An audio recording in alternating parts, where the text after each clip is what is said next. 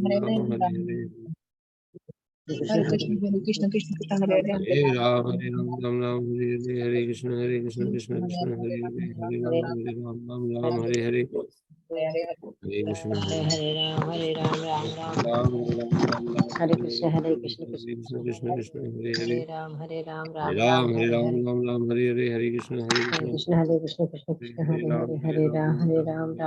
हरे हरे राम राम हरे हरे हरे कृष्ण हरे कृष्ण कृष्ण हरे हरे राम हरे हरे राम हरे राम राम हरे राम हरे राम हरे हरे हरे कृष्ण कृष्ण कृष्ण हरे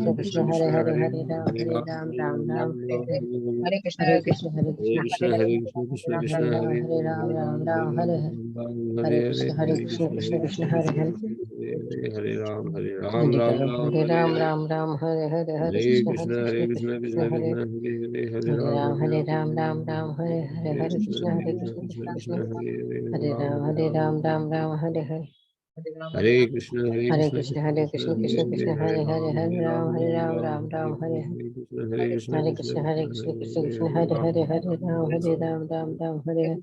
हरे कृष्ण हरे हरे हरे राम राम हरे हरे हरे राम हरे हरे हरे कृष्ण कृष्ण कृष्ण हरे हरे राम हरे हरे हरे हरे कृष्ण हरे राम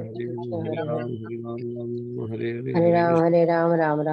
हरे हरे कृष्ण हरे राम हरे हरे हरे कृष्ण हरे राम हरे हरे हरे कृष्ण हरे राम हरे हरे कृष्ण हरे कृष्ण हरे कृष्ण कृष्ण हरे राम हरे हरे राम आनंद श्री अद्वैत गदाधर राम हरे कृष्ण हरे कृष्ण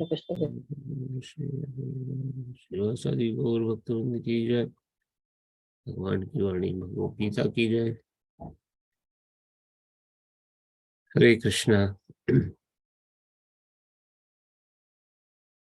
तो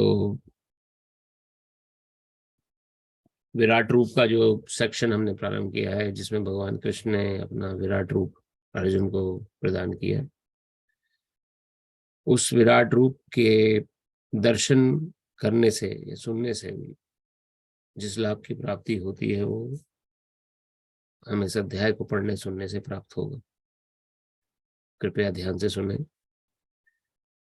पहला अध्याय, पहला श्लोक हम पिछले हफ्ते ले चुके थे, जब अर्जुन ने प्रश्न किया था कि आपने जिन अत्यंत गुह्य आध्यात्मिक विषयों का मुझे उपदेश दिया है, उसे सुनकर मेरा मोह दूर हो गया है। प्रश्न नहीं था, एक प्रकार का अर्जुन ने अपना कमेंट दिए थे कि अब तक जो मेरे मन में दुविधा है कि भगवान है कि नहीं है, या मैं कौन हूँ, ये सभी मैं कैसे अपने परिवार वालों पर उनसे युद्ध कर सकता हूँ, या मेरा वास्तविक स्वरूप क्या है, कितने प्रकार के योग हैं, इसमें कर्म योग, निष्काम कर्म योग, ध्यान योग, ज्ञान योग, अष्टांग योग, भक्ति योग, इनमें सबसे पराकाष्ठा वाला योग क्या है, सबसे ज्यादा उच्च कोटि का योग क्या है, किसको हम आसानी से इस युग में, जिस युग में आप और हम जी रहे हैं, फॉलो कर सकते हैं। उन सब की विवेचना करते हुए हम आगे बढ़ते हुए आ गए हैं, जिसमें कि भक्ति योग का सेक्शन चल रहा है। तो भक्ति योग तक पहुंचते पहुंचते अर्जुन के मन के सारी दुविधाएं दूर हो गई हैं। तो देखिए, जो अर्जुन के पाथ का अनुसरण करता है, अर्जुन के पथ का अनुसरण करता है या अर्जुन को फॉलो करता है, तो उसके मन के संशय भी दूर हो सकते हैं। लेकिन जरूरत किस चीज की है कि हमें सिंसियरिटी बनाए रखनी है और हमें अपना पेशेंस बना के आगे बढ़ते रहना है। हमारे गुरु महाराज जी एक बहुत सुंदर वाक्य बोलते हैं, धीरे धीरे रे मना धीरे सब कुछ होए, माली सींचत सौ घड़ा ऋतु आए फल होए। धीरे धीरे हमें अपने को ट्रेनिंग देते हुए आगे बढ़ना है। ट्रेनिंग किस चीज की? कि मैं शरीर नहीं, आत्मा हूँ। ये संसार मेरा घर नहीं है, ये रेस्ट एरिया है, एक प्रकार का पड़ाव है, एक धर्मशाला है, जहाँ पे कुछ समय के लिए मैं रुक गया हूँ या रुक गई हूँ। वास्तव में मेरा स्थान रुकने का नहीं है, मेरा घर नहीं है। किसी पल, किसी क्षण भी भगवान कृष्ण का विस्मरण ना हो, ऐसा प्रयास करना है। हालांकि इतना आसान नहीं है, लेकिन प्रयास तो कर सकते हैं, क्योंकि हमारा असली घर तो भगवत धाम है। जब भी मिलेगा, जैसे ही मिलेगा, जा तो उसी तरफ रहे हैं, वरना किस तरफ जा रहे हैं। किसी के पास बात का जवाब नहीं है कि हम जा किस तरफ रहे, आए कहाँ से हैं।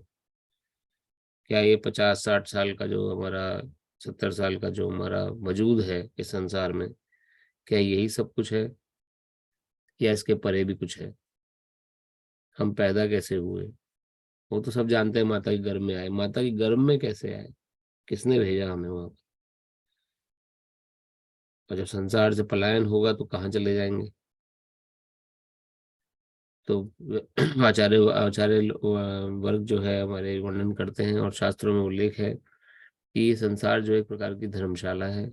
इसमें हम कुछ समय के लिए अपने कर्मों का सुधार करने के लिए आए हैं। और खास तौर से मनुष्य शरीर में, मनुष्य शरीर को ये सुविधा है कि वो अपने कर्मों का सुधार करके वापस भगवत धाम की तरफ बढ़ सकती है, मनुष्य शरीर की प्राप्त करके जीवात्मा जो है।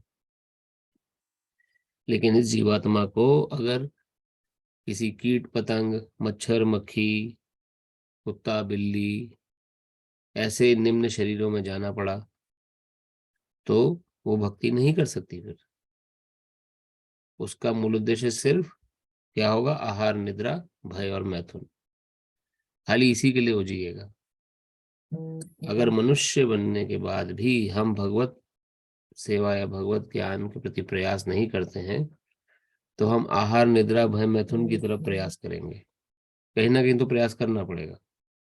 या तो भगवान नाम, भगवत विचारधारा, भगवान के प्रति प्रेम समर्पण, इसके लिए हम प्रयास करें। अगर ये प्रयास हमसे मिस हो रहा है, नहीं कर पा रहे हैं, तो ऑटोमेटिकली हम फिर जो कुत्ते बिल्ली या जो जानवर निम्न पशु प्रयास कर रहे हैं उसके तरफ प्रयास करने लग जाएंगे। आहार कैसे अच्छा से कमाएं, कैसे अच्छी जॉब हो, कैसे अच्छा सिक्योर हो, उसके लिए हम हमेशा दिन रात चिंतित रहेंगे। कैसे हमारा अ, बचाव हो सके, फ्यूचर सिक्योरिटी हमारी सही रहे, उसके लिए हमेशा हमारा मस्तिष्क लगा रहेगा। बैंक में पैसा हो, सिक्योर मनी हो, मुसीबत के समय जो काम आ जाए, इतना हम उसी में ही दिमाग सारा घुसा रहेगा। वो जरूरी है, वो जरूरी, ऐसा नहीं कह रहे हैं कि वो जरूरी नहीं है, लेकिन उसी में के लिए ही पूरे अपने 24 घंटे बिता देना, उसी में ही लगे रहना। जो कुछ लोग होते हैं ना, इनको एक तो होते हैं एल्कोहलिक लोग, एल्कोहलिक जो अल्कोहल पीते हैं। अभी आपने ये शब्द सुना होगा, वर्कहोलिक। वर्कहोलिक लोग जो वो होते हैं जो कि बस निरंतर अपने को किसी ना किसी काम में लगाए रखते हैं, कुछ पैसा आ जाए। मोड ऑफ पैशन के लोग हैं वो। मोड ऑफ पैशन में एकदम पैशनेट होते हैं कि कैसे हम अपना एक जॉब नहीं 2 जॉब कर लेते हैं। एक जॉब चली, चलो दूसरी जॉब तो रहेगी कम से कम। तो इस प्रकार की मन में विचारधारा रख के आगे बढ़ते हैं। उनका दिन रात 24 घंटा सिर्फ एक गधे के समान, जैसे कि गधा है वो एक जगह से दूसरी जगह पर सामान ढोता है, तो उसका मालिक क्या करता है? उसके सामने घास का टुकड़ा टांग देता है, और गधा सोचता है अभी मैं घास खाऊंगा, अभी खाऊंगा, लेकिन घास तो आगे टंगी है। और ऐसे क्विंटलों लोड जो है वो एक स्थान से दूसरे स्थान पर दिन रात ढोता रहता है, घास उसके मुंह में नहीं आती। उसी प्रकार से हम जो सुख की कल्पना करते हैं कि हमें एक प्रकार का स्थायी सुख मिलेगा, स्टेबिलिटी जीवन होगा, इस संसार में वो संभव नहीं है। अगर दिखता है वो सब कि कोई इंसान भोग रहा है, तो वास्तव में वो मृत तृष्णा है, वास्तव में सुख नहीं है। हम क्योंकि हर किसी के व्यक्तित्व में पूर्ण रूप से स्क्रूटनाइज लिए हमने एनालाइज नहीं करा वो हर किसी, इसलिए हमें दूसरे को देख के हमें लगता है यार देखो वो तो कितना खुश है, हम तो कुछ हमारे साथ तो कुछ हो, हमारे हमारे साथ तो कुछ हो ही नहीं रहा है। इस संसार में कोई सुखी नहीं है, ये बात फैक्ट है। क्योंकि संसार का नाम ही दुखालय शाश्वतम रखा है भगवान ने, दुखों का घर है। थोड़ी बहुत जो सुख आता है वो भी अशाश्वत है। अशाश्वत अर्थात जो लंबे समय तक ना टिके, कुछ समय के लिए मिलेगा फिर वही परेशानी आ जाएगी। तो इसलिए भगवान ने जब इसको जो संज्ञा दे दी है, उस संज्ञा के अंतर्गत कोई ये कल्पना करेगी हम बहुत खुश हैं, बहुत सुखी हैं, संसार में आगे भी सुखी रहेंगे, कोई परेशानी नहीं आएगी, तो ये एक तरह की मृत तृष्णा है। सुख कहाँ पर है? सुख जो बताया गया है पीस, पीस ऑफ माइंड, तीसरा शास्त्र वर्णन आता है, सिद्धि सिद्धि मुक्ति कामी सकले रे अशांत। जो किसी प्रकार की धन, किसी प्रकार की सिद्धियां अर्जित करने में, मुक्ति को प्राप्त करने में, और जो कामी व्यक्ति है कि जो संसार में पैशन, जो कि लगा हुआ है कामकाज में, मोड ऑफ पैशन में, दिन रात 24 घंटा काम कर रहा है, कोलू की बैल की तरह अपने को पीस रहा है, उसे ये नहीं पता कि अपने ही खून को जला के वो आगे बढ़ रहा है, लेकिन उसमें उसको सेटिस्फेक्शन मिलती है। जैसे एक ऊंट होता है, ऊंट को कैक्टस खाने में बड़ा स्वाद आता है, उसका सबसे स्वादिष्ट भोजन कैक्टस है। कैक्टस का जो पौधा होता है उसमें कांटे होते हैं, रेगिस्तान में पाया जाता है। तो जब वो कैक्टस को चखता है तो उसके जबड़े, खुद के जबड़े छिल जाते हैं, और खुद के छिले हुए जबड़ों से जो उसके रस, जो उसके रक्त निकलता है या जो ब्लड निकलता है, उसी का टेस्ट लेता है और सोचता है कि कैक्टस में से स्वाद आ रहा है, लेकिन वास्तव में अपना ही खून चूस रहा होता है। इसी प्रकार से जो कामी व्यक्ति है, जिसने भगवत सेवा की तरफ ध्यान नहीं अर्जित किया है, उसका एक ही डायरेक्शन होगा कि बस कैसे ना कैसे करके खूब पैसा कमा लिया जाए। चाहे वो उसके लिए अपने परिवार से दूर रहे, चाहे वो उसके लिए अ, अपनी सेहत से कॉम्प्रोमाइज करे, चाहे वो उसके लिए दिन रात बस घूमता ही रहे, निश्चिंतता से बैठ ही ना पाए कहीं पर। तो ऐसे सुख से क्या लाभ है? जिस सुख के लिए हम भाग रहे हैं, उस सुख तो हमें भगा रहा है बस। तो फिर ऐसी बुद्धि बन जाती है कि यही सब कुछ है, भगवत सेवा के लिए समय नहीं है। ऐसे व्यक्ति बोला जाए भगवत सेवा, भगवत नाम की कर लिया करो, थोड़ा समय निकाल लिया करो, तो पलट के जवाब आता है जी मरने तक की फुर्सत नहीं है हमारे पास, आप भगवान का नाम लेने की बात कर रहे हैं। तो सिद्धि मुक्ति कामी सकले रहे, सिद्धि मुक्ति कामी सकले रहे अशांत, ये अशांत ही रहेंगे, भगवान ने वर्णन किया है। जिनके मन में ये किसी प्रकार की सिद्धियां अर्जित करना है, किसी को मुक्ति प्राप्त करनी है, किसी को अपनी इच्छाओं की पूर्ति के लिए मेहनत दिन रात करनी है, ये हमेशा शांत घूमेंगे। कौन शांत है, कौन सुखी है? वो जो सुखी, जो शांत है वही सुखी है। कृष्ण भक्त निष्काम अतएव शांत। जो कृष्ण भक्त है उसको पता है सब कुछ कृष्ण का है, सब कुछ मिला कृष्ण से है। हमारे, हमने क्या कमाया है यहाँ पर? कुछ नहीं कमाया। देने वाले कृष्ण, हमसे लेने वाले भी कृष्ण, जो हमसे सब कुछ ले लेते हैं वो भी कृष्ण है।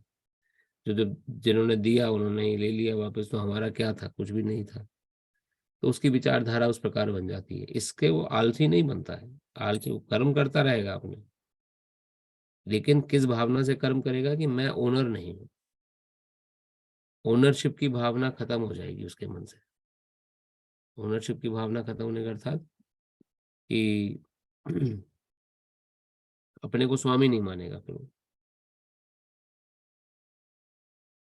और इसी प्रकार अर्जुन को भगवान ने समझाया कि तुम अपने को स्वामी, अपने को ओनर क्यों मान रहे हो? तुम ये क्यों सोच रहे हो कि तुम युद्ध लड़ोगे तो ही जीतोगे? ये तो पहले ही व्यक्ति सारे मर चुके हैं, भगवान ने बोला था अर्जुन को। ये सब पहले ही मर चुके हैं जिनके सामने खड़े हैं, तुम तो बस निमित्त बनो। ये काम करने में खाली हेल्प दे के अपना एक सोर्स बनो बस। बाकी सब काम तो पहले से हो रखा है, पहले ही भगवान ने किस प्रकार से जीवन हमारा चलेगा निर्धारित है। हमें निमित्त बनना है और हर पल इस बात का ध्यान रखना है कि किसी भी पल भगवान कृष्ण से ध्यान विमुख ना हो। अपने नाम जप के माध्यम से, कथा श्रवण के माध्यम से स्मृति बनाए रखनी है। तो अब तक के अध्याय में हमने यही समझा कि ये इनके इन प्रकार कृष्ण का स्मरण बना रहे। कुछ भी करें आप, कुछ भी करें, लेकिन कृष्ण का, कृष्ण से विस्मृति ना हो, कृष्ण ज्ञान से विस्मृति ना हो। चाहे मन में सोचते रहे भगवान किसी रूप को, या मूल मन में हरे कृष्ण कृष्ण कृष्ण हरे हरे, हरे राम राम राम हरे हरे, अपना काम करते रहिए, नाम जप करते रहिए। कैसे न कैसे करके अपने को कृष्ण भगवान से जोड़ के रखना है, तब उनकी सेवा में हम तत्पर हो पाएंगे, और तब जाके सुख की हम कल्पना कर सकते हैं। कुछ क्षणिक सुख मिल सकता है। तो अर्जुन इन बातों को समझ गया था, तब अर्जुन ने बोला यहाँ पर पहले श्लोक में ही कि मैं सुनकर मेरा मोह दूर हो गया है। तो मोह क्या है? संसार का मोह है। अर्जुन ने बोला मोह दूर, कौन सा मोह दूर हो गया? मोह यानी संसार में सुख है, संसार से मुझे सुख मिलेगा तभी मैं शायद सुखी हो पाऊंगा। कितने ऐसे लोग हैं जो सब कुछ होने के बाद भी दुखी हैं। हमारे गुरु महाराज जी, जिन्होंने सुनी है कथा, हम कथा में लेते हैं, अमेरिका के बहुत बड़े उद्योगपति पॉल गेटी, उनका नाम था, सरनेम। उनको किस प्रकार की बीमारी हो गई थी, उनसे बार पूछा पत्रकार ने, आपका सबसे बड़ा सुख क्या है? आपका सब कुछ है, पैसा है, नाम है, शोहरत है, सब कुछ है। उनका पूरा नाम मैं भूल रहा हूँ, सरनेम याद आ रहा है अभी, खैर याद आएगा तो बताऊंगा। तो पत्रकार पूछते हैं, आपको किस चीज की, आप किस चीज सुखी होते हैं? तो बोलता है, मेरे पास सब कुछ है, धन है, पैसा है, जॉब है, फेमस फेमस हूं मैं बहुत। मेरा सिर्फ सुख इसी में है कि मैं किसी न किसी प्रकार से I can pass the urine. Pass the urine मतलब उनको ऐसी बीमारी हो गई थी कि उनको मल त्यागने में, मूत्र त्यागने में दुविधा होती थी। तो उनका सबसे बड़ी इच्छा क्या थी मन में? इतना पैसे वाला व्यक्ति थी कि वो मूत्र विसर्जन आराम से कर सके।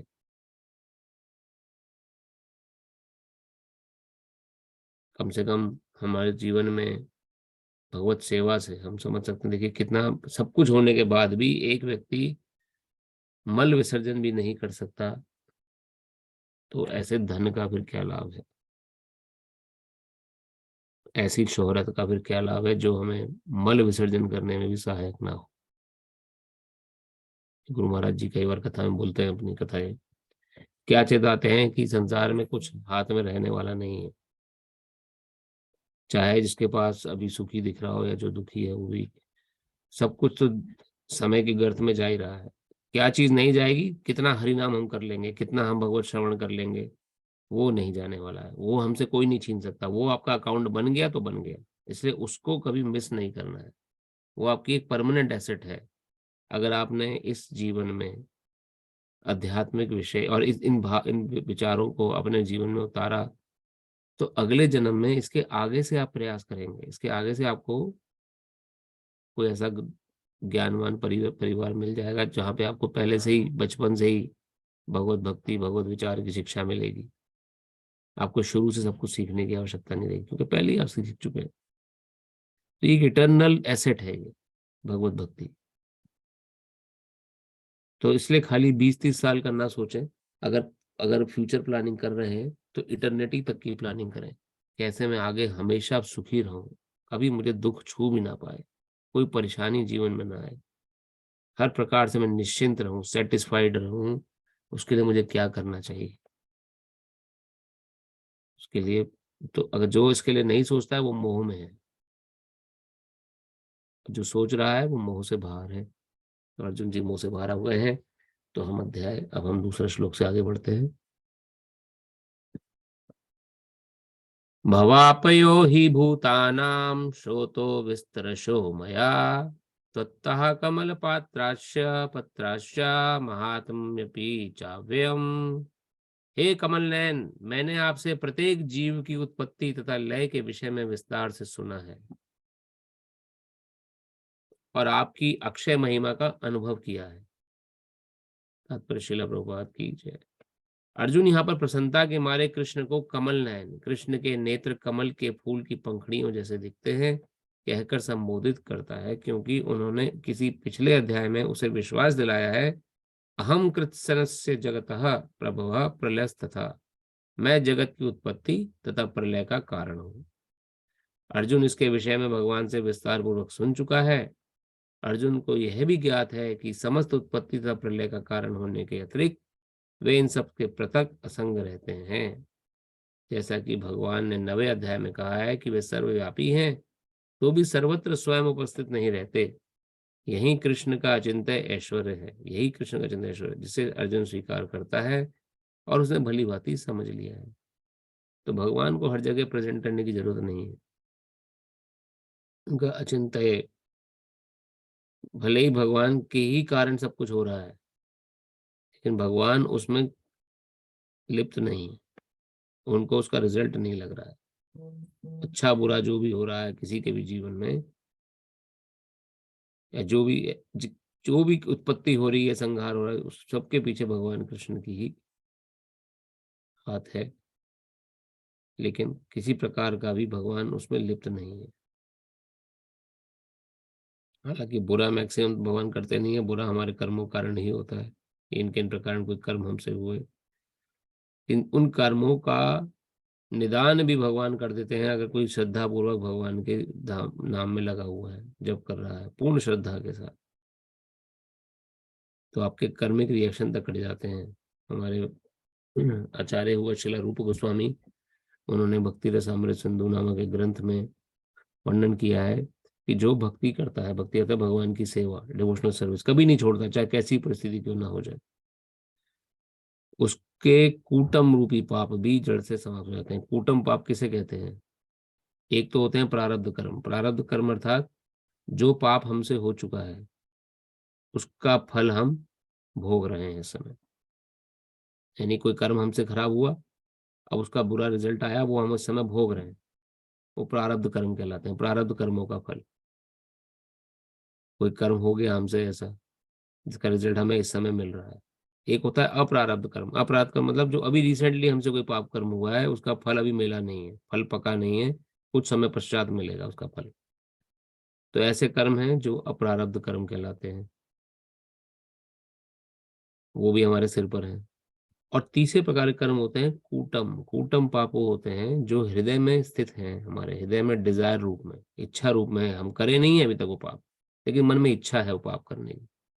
जैसे किसी की निंदा चुगली करनी है, मन में हो रहा है वो बड़ा बेकार है, लेकिन किसी से बोला नहीं, हम निंदा चुगली करी नहीं है, लेकिन मन में उसके प्रति द्वेष भाव है बहुत, कूटम पाप।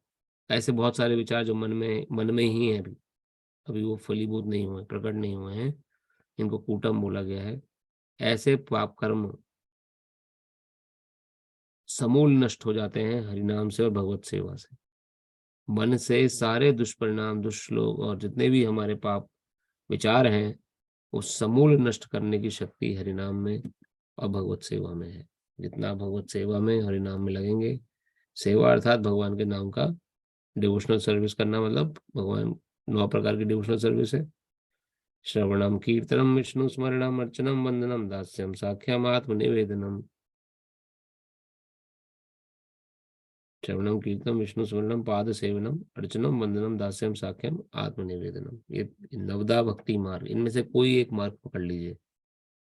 या तो श्रवण करिए भगवान का, रोज नित्य प्रति कोई ना कोई कथा जरूर सुननी है, चाहे कुछ हो जाए। या कीर्तन करिए, कोई ना कुछ हो जाए, 5 मिनट भगवान के नाम का कीर्तन करना ही करना है बैठ के। श्रवण कीर्तन विष्णु स्मरण, भगवान के कुछ समय स्मरण करना ही करना है, भगवान विष्णु रूप में, भगवान कृष्ण रूप में उनका स्मरण करना ही करना है। विष्णु स्मरण, पाद सेवनम, उनकी हम सेवा करनी है, चरण सेवा। चरण सेवा अर्थात उनको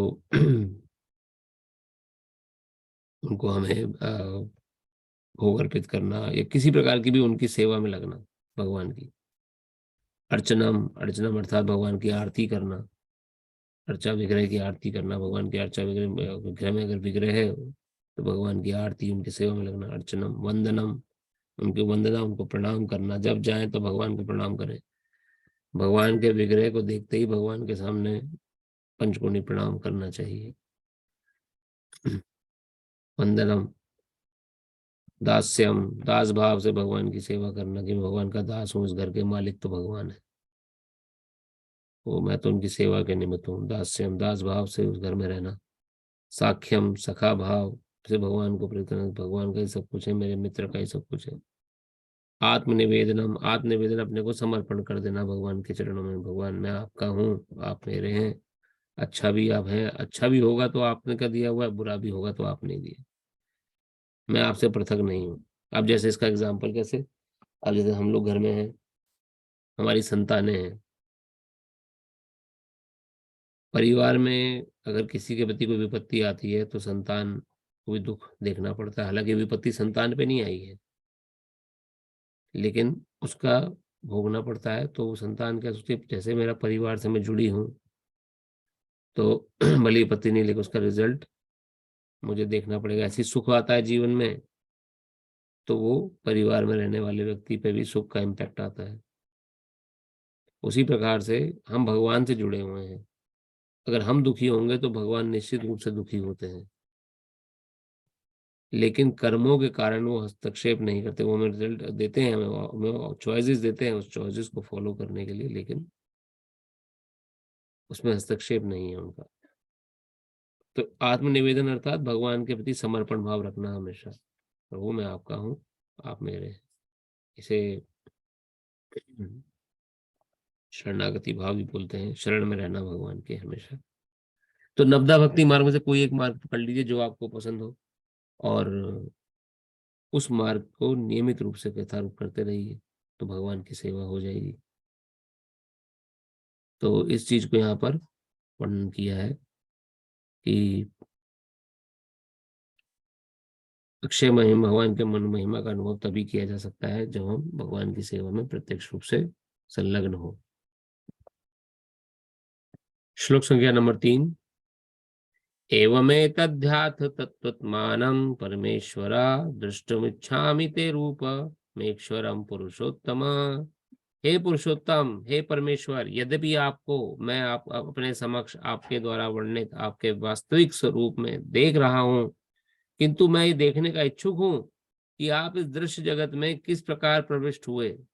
मैं आपके उसी रूप का दर्शन करना चाहता हूँ। तात्पर्य श्रील प्रभुपाद की जय। भगवान ने कहा है कि भगवान ने यह कहा कि उन्होंने अपने साक्षात स्वरूप में ब्रह्मांड के भीतर प्रवेश किया। फलतः ये दृश्य जगत संभव हो सका है और चल रहा है। जहां तक अर्जुन का संबंध है, कृष्ण के कथनों से प्रोत्साहित है, किंतु भविष्य में उन लोगों को विश्वास दिलाने के लिए जो कृष्ण को सामान्य पुरुष सोच सकते हैं, अर्जुन चाहता है कि वे भगवान को उनके विराट रूप में देखे, जिससे वे ब्रह्मांड के भीतर से काम करते हैं, यद्यपि वे इससे पृथक हैं। अर्जुन द्वारा भगवान के लिए पुरुषोत्तम संबोधन भी महत्वपूर्ण है। चूंकि वे भगवान हैं, इसलिए वे स्वयं अर्जुन के भीतर उपस्थित हैं। अतः वे अर्जुन की इच्छा को जानते हैं। वे समझते हैं कि अर्जुन को उनके विराट रूप का दर्शन करने की कोई लालसा नहीं है, क्योंकि वे उनको साक्षात देखकर पूर्णतया संतुष्ट है। किंतु भगवान ये भी जानते हैं कि अर्जुन अन्यों को विश्वास दिलाने के लिए ही विराट रूप का दर्शन करना चाहता है। अर्जुन को इसकी पुष्टि के लिए कोई व्यक्तिगत इच्छा न थी। कृष्ण यह भी जानते हैं कि अर्जुन विराट रूप का दर्शन एक आदर्श स्थापित करने के लिए करना चाहता है, क्योंकि भविष्य में ऐसे अनेक धूर्त होंगे जो अपने आप को ईश्वर का अवतार बताएंगे। अतः लोगों को सावधान रहना होगा। जो कोई अपने को कृष्ण कहेगा, उसे अपने दावे की पुष्टि के लिए विराट रूप दिखाने के लिए सन्नद्ध रहना होगा। तो यहाँ भगवान ने क्यों विराट रूप दिखाया गया, कोई आपसे प्रश्न पूछे। अर्जुन की इच्छा नहीं थी। अर्जुन ने मन में ये प्रश्न किया हम लोगों के लिए कि भगवान कृष्ण को भगवान तो मैं मान चुका हूँ, मुझे पूर्ण विश्वास है। जैसे अर्जुन ने पहले ही श्लोक में बोला कि मुझे पूर्ण विश्वास है, मेरा मोह दूर हो गया। अगर मोह दूर हो गया है तो आप विराट रूप की क्यों देखना चाहते हैं अर्जुन। तो यहाँ अब इस श्लोक में इसकी व्याख्या आई है ताकि विरोधाभास ना हो। अगर किसी का मोह दूर हो गया है, वो भगवान को भगवान मान रहा है, तो फिर विराट रूप देखने की कोई जरूरत नहीं है। लेकिन अर्जुन ने ये प्रश्न क्यों किया, यहाँ वर्णन आया है। जैसे कि हम जैसे कलयुग के जीव हैं, या कोई और जो कि भगवान कृष्ण के 10 अध्याय पढ़ने के बाद भी ये ना समझ पाए कि भगवान भगवान है, तो 11वें अध्याय में तो कम से कम समझ ही ले। क्योंकि 11वें अध्याय में भगवान ने विराट रूप के दर्शन कराए हैं। ऐसा कौन करा सकता है, कोई साधारण व्यक्ति करा सकता है विराट रूप के दर्शन, या कोई देवता देवी देवता करा सकते हैं विराट रूप के दर्शन। सिर्फ कृष्ण भगवान में संभव है। तो उन्होंने विराट रूप के दर्शन अर्जुन को कराए हैं। इसलिए नहीं कि वो भगवान अपने को भगवान सिद्ध कर दें कि मैं भगवान हूँ देखो, या इसलिए भी नहीं कि उनके मन में ऐसी इगोइस्टिक भावना है कि मैं, मेरे से ऊपर कोई नहीं है। इसलिए जिससे कि साधारण जीव, आप जैसे हम जैसे लोग जब विराट रूप का दर्शन करें और सुने भगवत गीता के माध्यम से, तो भगवान के प्रति हमारा विश्वास और दृढ़ हो जाए, और कोई कोई भी पाखंडी व्यक्ति हमें मूर्ख ना बना पाए भगवान के नाम पर कि देखो मैं भगवान हूँ। जो लोग भगवत गीता के इस अध्याय को नहीं पढ़े हैं वही पाखंडियों के चक्कर में पड़ जाते हैं, वही उन लोगों के चक्कर में पड़ जाते हैं जो खाली पैसा लेने में, शोषण करने में विश्वास रखते हैं साधारण आम जनता का, और कुछ जादू टोने सिद्धियां अर्जित करके, कुछ जादू की कलाएं दिखाने पर वो अपने को भगवान घोषित कर देते हैं और मूर्ख लोग मान भी लेते हैं।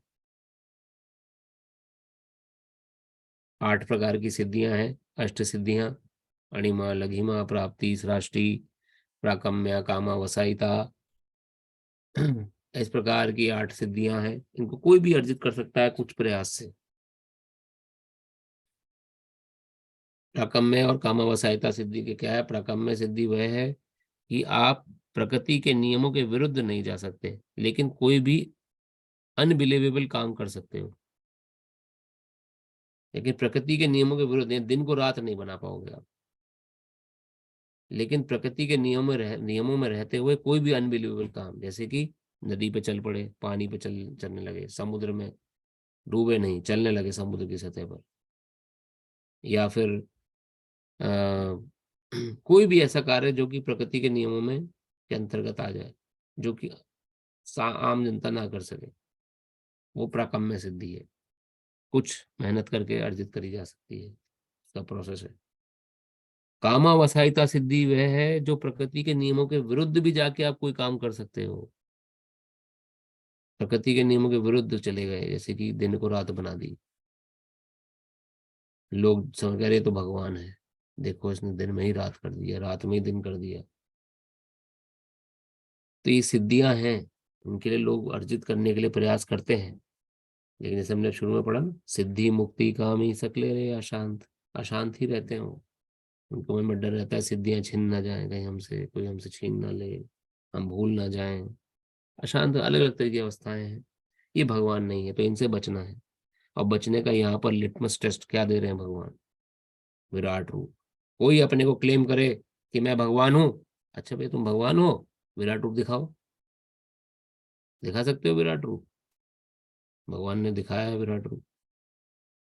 तो ये सब से हमें बचना है।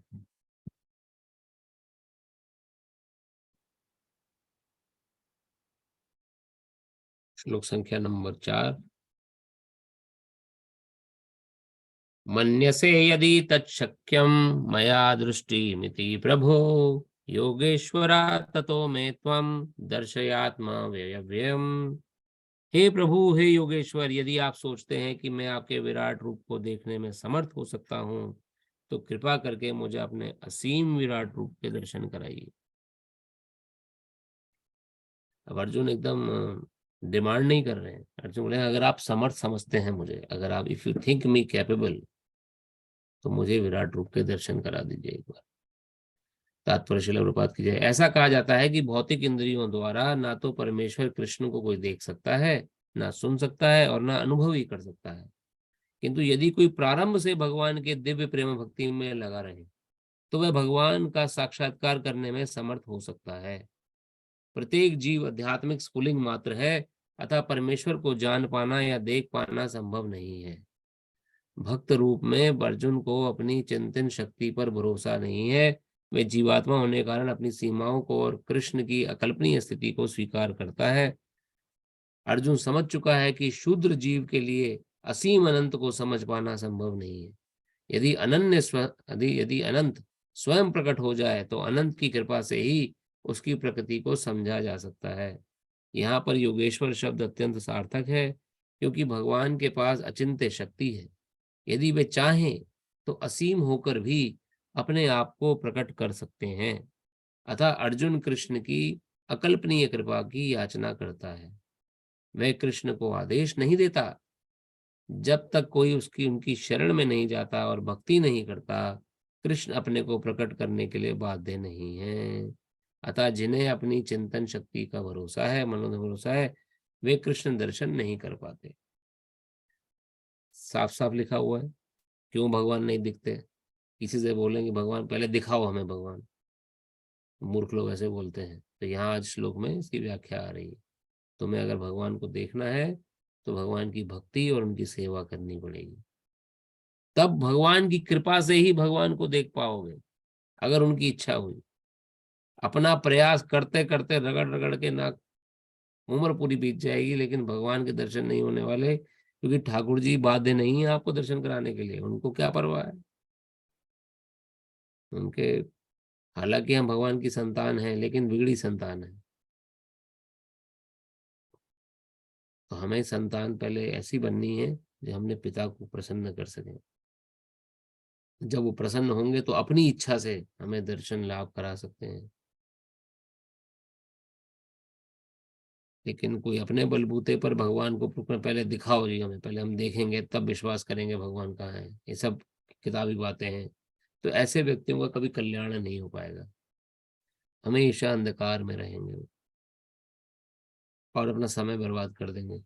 हालांकि बढ़ वो भी धीरे धीरे भगवान की तरफ रहे हैं, लेकिन बहुत ही कछुए की चाल से बढ़ रहे हैं। जा सभी भगवत प्राप्ति की तरफ ही रहे हैं, हर जीव। इस जन्म में नहीं तो अगले जन्म में, अगले नहीं तो अगले, अगले नहीं तो और 10 जन्मों बाद, और 20 जन्मों बाद परिपक्वता आएगी भक्ति में। या तो धीरे धीरे बढ़ते रहे, जैसे कि कुछ लोग बोलते हैं कि भाई आप हरिनाम कर लें। हाँ करते तो हैं, ज्यादा समय नहीं निकाल पाते अभी भगवान के लिए। ठीक है, थोड़ा बहुत करिए, प्रोसेस में लग जाइए। प्रोसेस में लगे रहेंगे तो एक ना एक दिन तो आपको, क्योंकि इसका क्षय तो होना नहीं है। जितना भी आप हरिनाम कर रहे हैं, जितनी भगवत सेवा कर रहे हैं, उसका क्षय नहीं है। उसको कोई आपसे छीन नहीं सकता। उसको वो आपसे कोई लूट के भाग नहीं सकता। वो आपकी खुद की प्रॉपर्टी बन गई है, समझिए। तो जितना जल्दी जल्दी वो प्रॉपर्टी भरेंगे, उतना जल्दी भगवान के दर्शन लाभ होने की संभावना है। जितना टाइम लगाएंगे, उतना देर से पहुंचेंगे, उतने सांसारिक दुख देखने पड़ेंगे।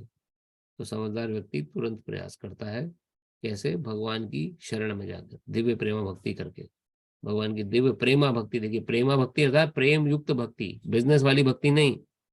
जैसे लोग भक्ति करते हैं कि मुझे मेरे जीवन में सुख आ जाए, वैभव आ जाए, खूब पैसा हो जाए, नाम हो जाए, तो मैं इतने पैसे का भोग लगाऊंगा भगवान से। बिजनेस हो रहा है भगवान से।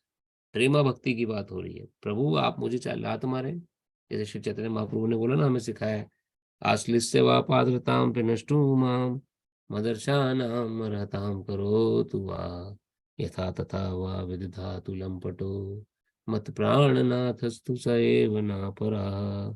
चैतन्य महाप्रभु जो कि हम स्वयं कृष्ण हैं, उन्होंने श्लोक बताया, 8वां श्लोक शिष्टाष्टकम में।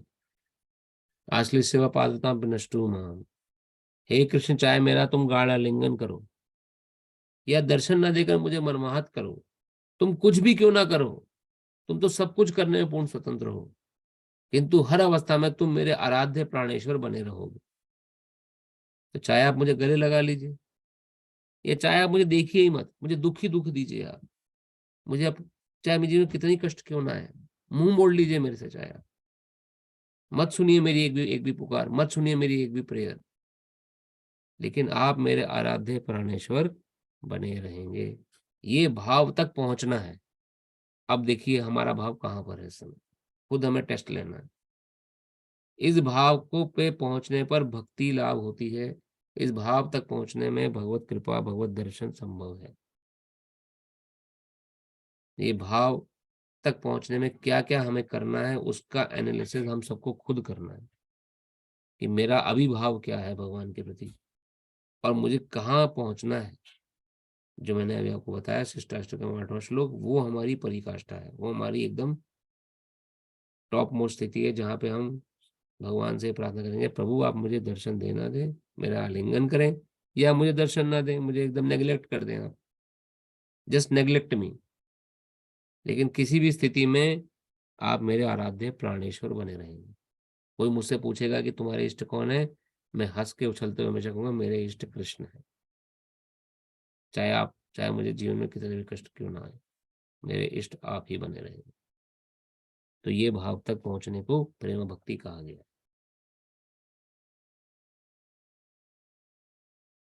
तो ये कब पहुंच सकते हैं?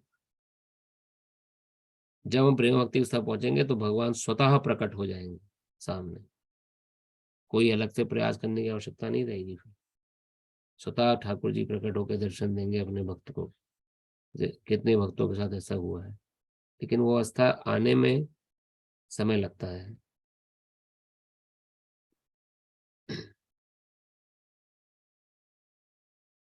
श्लोक संख्या नंबर 5। अब तक अर्जुन ने ये सब प्रश्न कर दिया, अब भगवान उत्तर देना प्रारंभ कर रहे हैं। अब तक अर्जुन ने क्या प्रार्थना करी? भगवान मुझे विराट रूप के दर्शन करा दीजिए।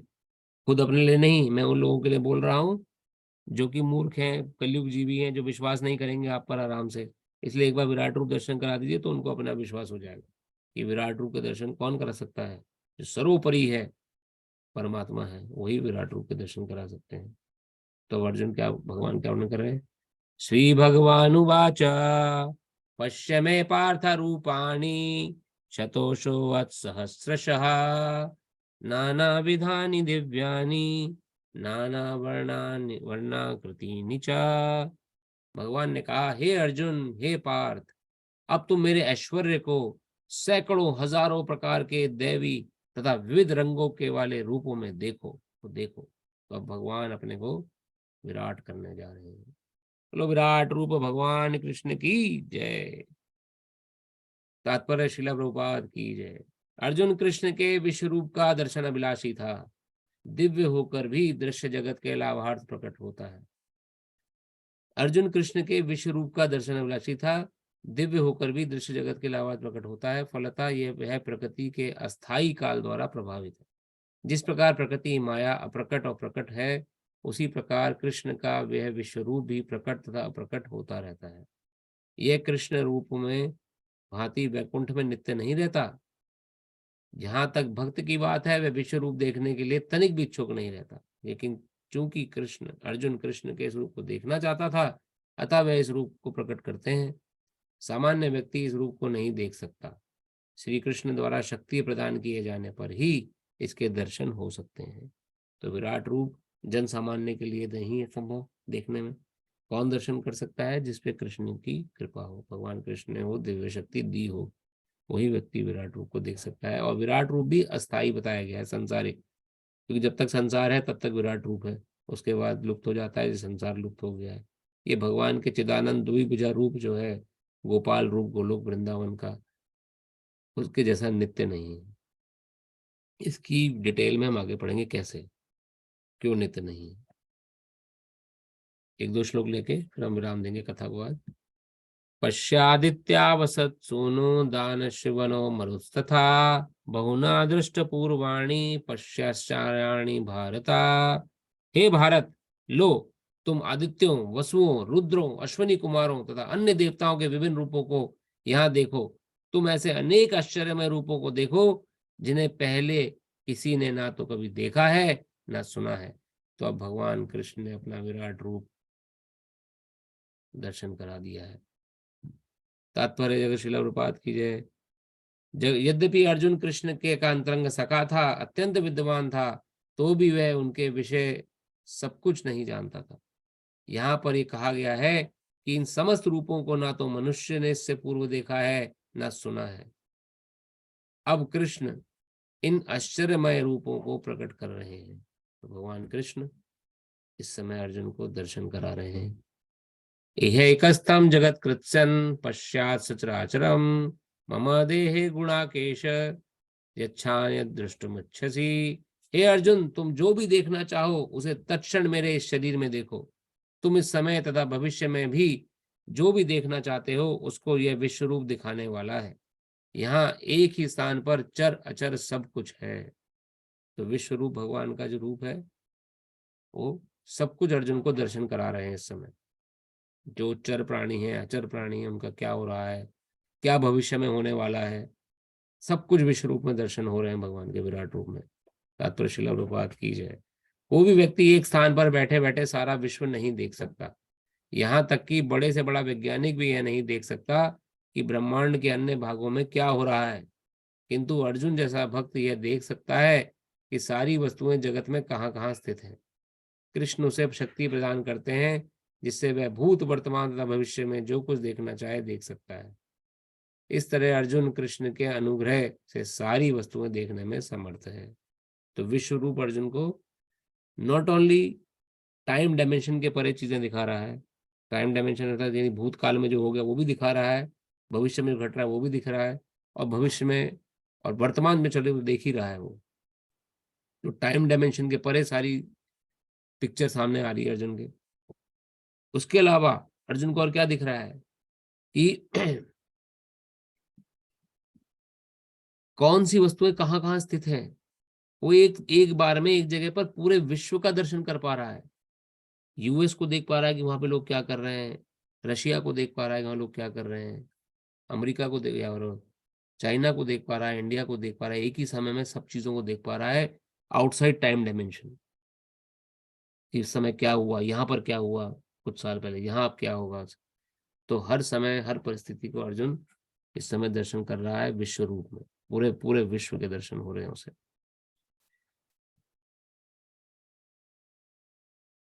न तुम मां शख्स, इस श्लोक के बाद हम कथा विराम देंगे।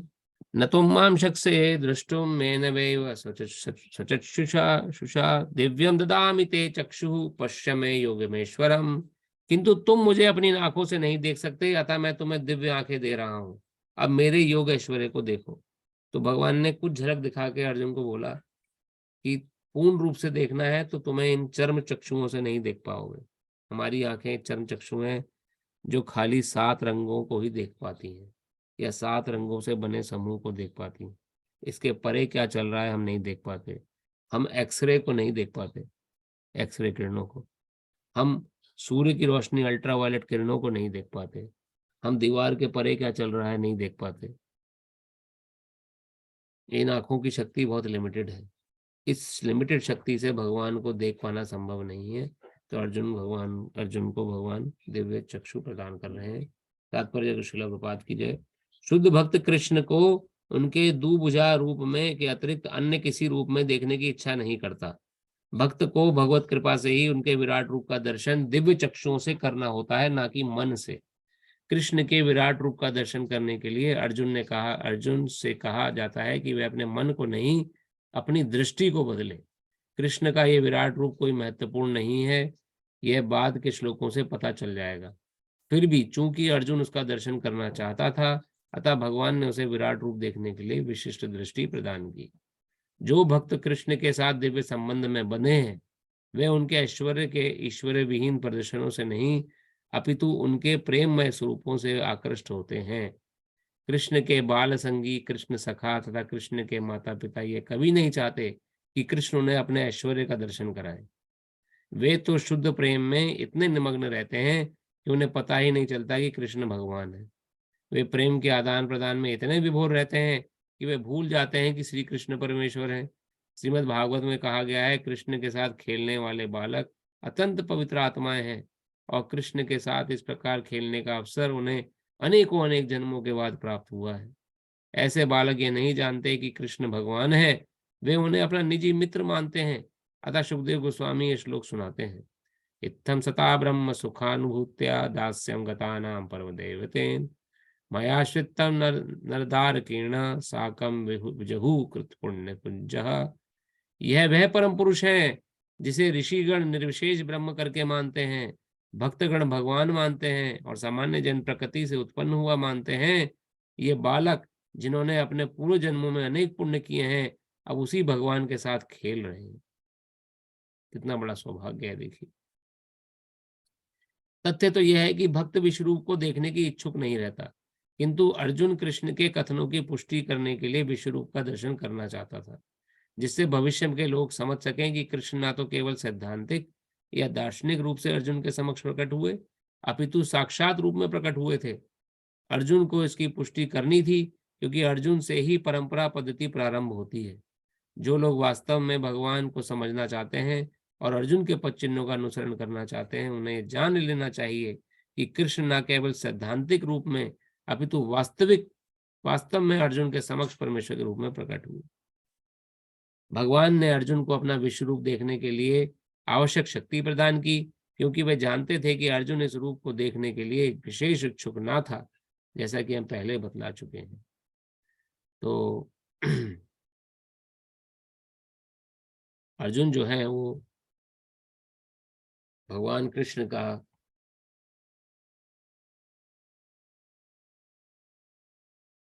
जो रूप है उसको देखने के लिए ललायत नहीं थे, लेकिन भगवान कृष्ण ने से उन्हें क्या प्रार्थना करी, क्यों देखें विष्णु से, आप देख पा रहे हैं अभी सामने, ये देखने के लिए जिससे कि सैद्धांतिक रूप से नहीं कि भगवान ने इतना थ्योरेटिकल नॉलेज दे दिया, प्रैक्टिकल भी तो करके दिखाओ भगवान।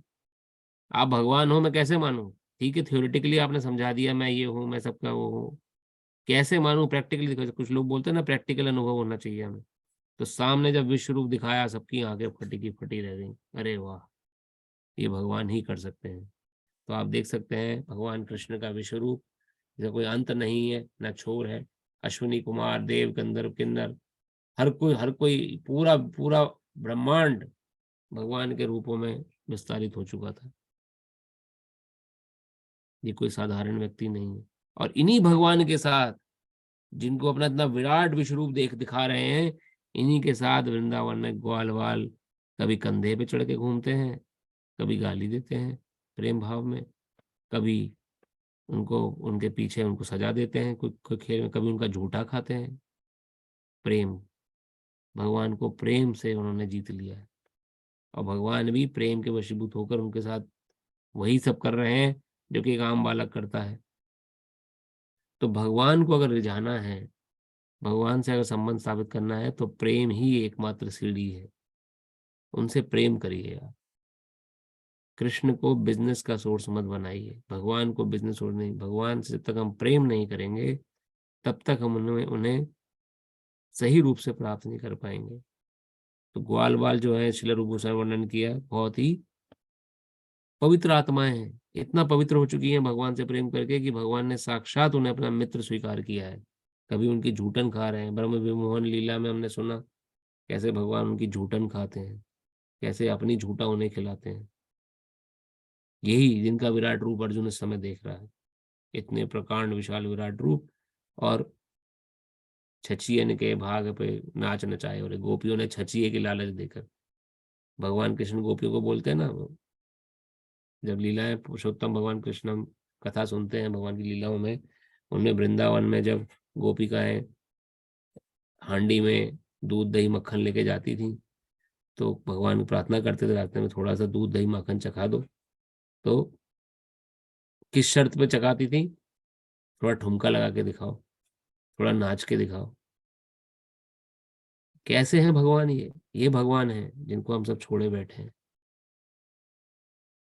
छचियन के भाग पे गोपिन नाच नचाए, छचियन के लालच में, एक छोटे छाछ के लालच में नाच रहे हैं भगवान, उनको हमने छोड़ दिया संसार के चक्कर में आकर। ऐसा दुष्कर्म ना करें, क्योंकि ये बहुत ही दुर्लभ है, कृष्ण भक्ति बहुत दुर्लभ है। इसको अगर आप समझ गए तो जीवन क्या, अनंत कोटि जन्मों तक संभल जाएगा जीवन आपका। नहीं तो पुनः इस संसार के चक्कर में गिरना पड़ेगा बार बार, नहीं इससे बचाव हो सकता। और यही हम आगे पढ़ेंगे इस अध्याय में कि विश्व रूप क्यों वो सुख नहीं दे सकता जो भगवान का द्विभुजा रूप भक्त को आनंद प्रदान करता है। थोड़ा बहुत ग्लिम्स तो हमें मिल गया अभी, लेकिन क्यों भगवान अपने भक्तों को के वशीभूत हो जाते हैं जो विश्व रूप संभव नहीं है। इसलिए भक्तों को विश्व रूप की इच्छा नहीं होती। भक्त कभी भगवान से डिमांड नहीं करता प्रभु मुझे पहले अपना विश्व रूप दिखाओ तब मैं आपकी भक्ति करूंगा। भक्त तो ये कहता है चाहे आप मेरा गाढ़ लिंगन करें या मुझे दर्शन ना दें, आप कुछ भी क्यों ना करें, आप तो सब कुछ करने में पूर्ण स्वतंत्र हैं, मैं लेकिन मेरे तो आप हमेशा आराध्य प्राणेश्वर बने रहेंगे। ये भक्त का भाव होता है, वो डिमांड नहीं करता विश्व रूप। यहाँ अर्जुन ने डिमांड क्यों करी? जिससे कि मूर्ख लोग समझ सकें कि भगवान ने खाली थ्योरेटिकल नॉलेज नहीं दी है, भगवत गीता में प्रैक्टिकल भी करके दिखा दिया है। देखो कि मैं ही हूँ, मेरे अंदर सब कुछ हो रहा है, मर रहे हैं सब लोग, मेरे अंदर जा रहे हैं, मेरे अंदर से उत्पत्ति हो रही है। तो इस चीज को समझना बहुत जरूरी है। ठीक है, तो आज कथा को हमें विश्राम देते हैं। और आपके मन में कोई अगर प्रश्न हो तो प्रश्न पूछ सकते हैं।